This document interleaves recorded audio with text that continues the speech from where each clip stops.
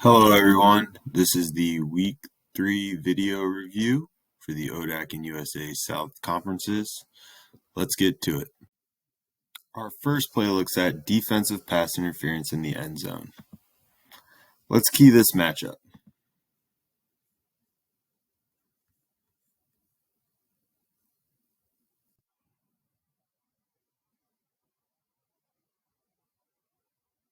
From the sideline view, we can see that the defender gets his body in front of the receiver, making contact while never turning around to play the ball. The end zone view confirms that the receiver makes an attempt at this ball while the defender does not turn around to play it. Deep officials, let's anticipate these type of player interactions in this portion of the field.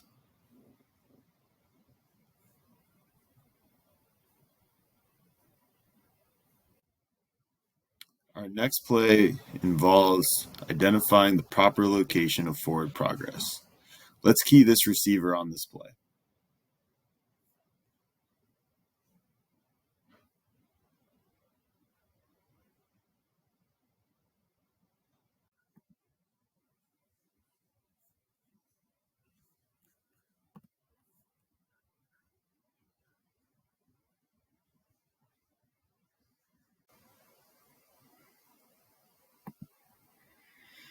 After catching the ball, the receiver starts to be tackled at the 34-yard line and gets driven back. At the 30-yard line, the receiver sheds the initial tackler and regains his forward progress.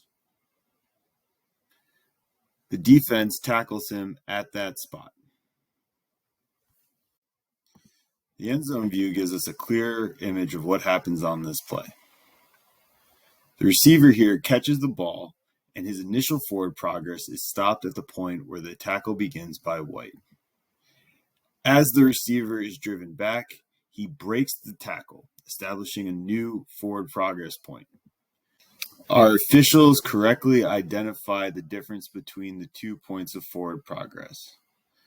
Notice how our officials backtrack and eventually spot this ball at about the 30-yard line. We do a good job on this play as a crew, communicating as officials.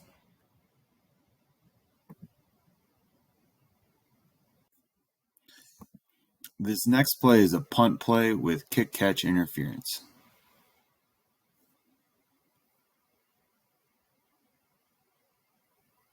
On this play, we have a kick-catch interference foul.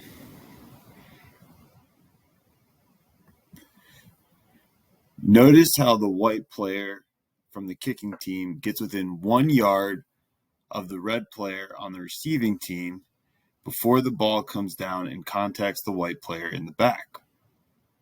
This is considered kick-catch interference, since the red player has lost his opportunity to make a legitimate attempt at catching the kick before the white player gets in front of him.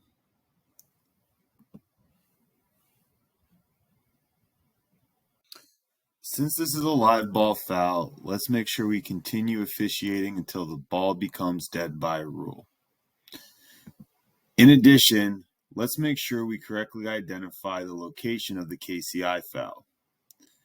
Since KCI will be enforced from the spot of the foul, let's try to get our penalty marker in the correct spot. Overall, great catch by the crew on this play. Our next two plays involve blocking below the waist.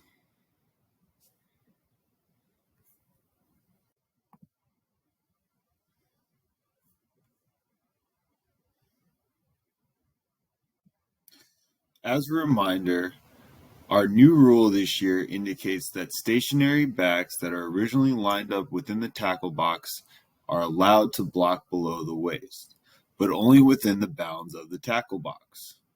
Look at this block here.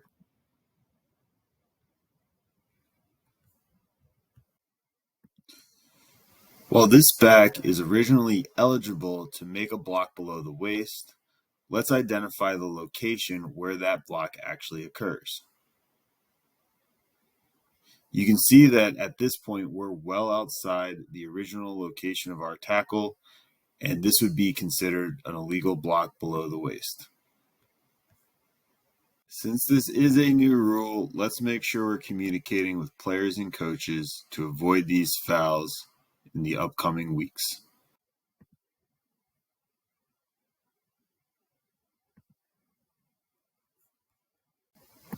For our second block below the waist foul, let's key this player.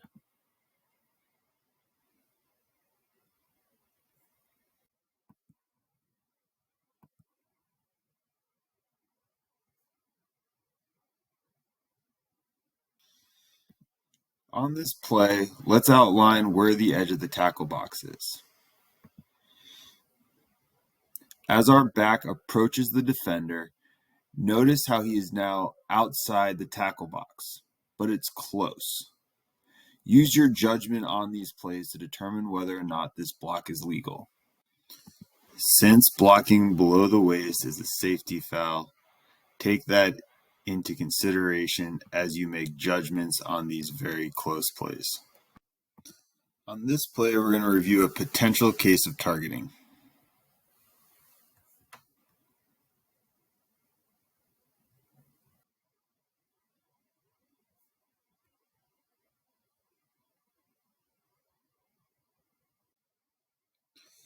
The end zone view does not support targeting with the crown of the helmet. So let's review targeting a defensive player with forcible contact to the head or neck area.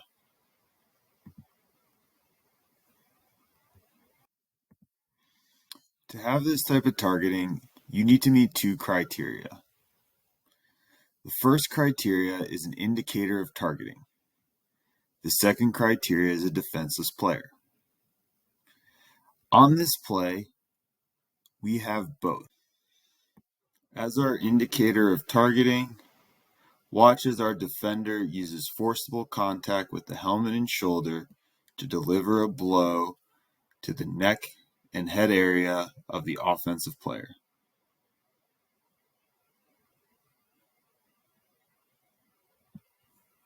White qualifies as a defensive player because despite making the catch and coming back to the ground, he is not yet in a position where he can properly defend himself as a ball carrier.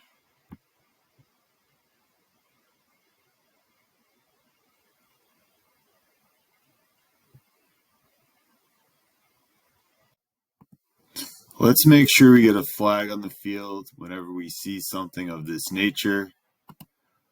We want to make sure we take these types of plays out of the game.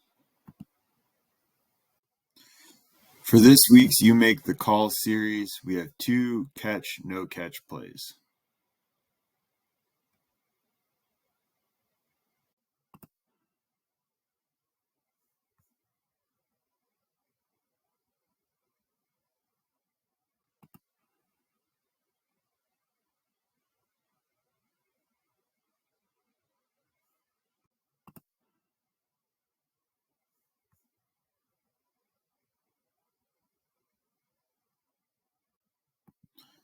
Our second catch, no catch play.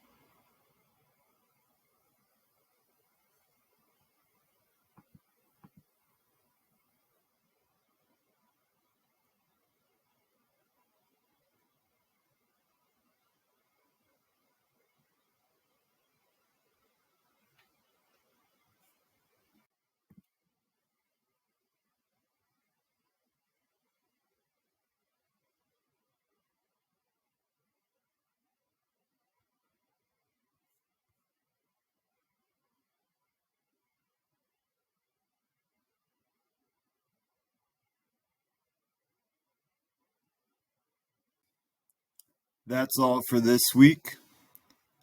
I hope you are able to use these videos as part of your pregame for week 3. Take time with your crew to discuss the You Make the Call plays, and have fun, everyone. Enjoy your week 3 games.